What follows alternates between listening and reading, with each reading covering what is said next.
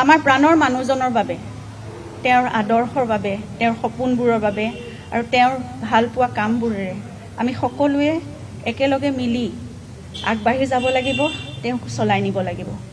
এইখিনিত আমি যদি স্থবিৰ হৈ যাওঁ তেতিয়াহ'লে তেওঁৰ প্ৰতি অন্যায় কৰা হ'ব। তেওঁ নিজেই কোৱা কথা, মোক মনত ৰখাতকৈ মোৰ সৃষ্টি আৰু কামখিনিক মানুহে মনত ৰাখিলে বেছি ভাল পাম।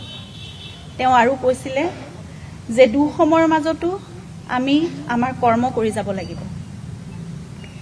মই একেবাৰে ওচৰৰ পৰা দেখিছিলোঁ জীৱনটো যে জুবিন গাৰ্গে জীৱনৰ ধুমুহাবোৰ বহুত সাহসেৰে সন্মুখীন হৈছিল। তেওঁ মাত্ৰ নিজৰ নিষ্ঠাৰে কৰা তেওঁ কাম আৰু তেওঁৰ সৃষ্টিৰ মাজেৰে প্ৰতিটো বেয়া সময়ত তেওঁ থিয় হৈ থাকিবলৈ চেষ্টা কৰিছিল। আমিও তেওঁৰ আদৰ্শৰে আগুৱাই যাবলৈ আজি চেষ্টা কৰিব লাগিব।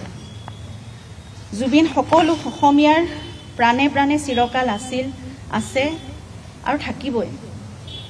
এতিয়া আমি সকলোৱে মিলি তেওঁৰ সত্তাৰ লগতে তেওঁৰ কামবোৰ, তেওঁৰ আদৰ্শ, তেওঁৰ বিশ্বাস, তেওঁৰ চৰ্চা, তেওঁৰ সাধনা, এই সকলোবোৰ যাতে চিৰযুগমীয়া হৈ থাকে আৰু নিৰন্তৰ প্ৰতিটো প্ৰজন্মৰ পৰা প্ৰজন্মলৈ এক অমৰ সত্তা হৈ আগুৱাই থাকে, তাৰ বাবে আমি চেষ্টা কৰিব লাগিব।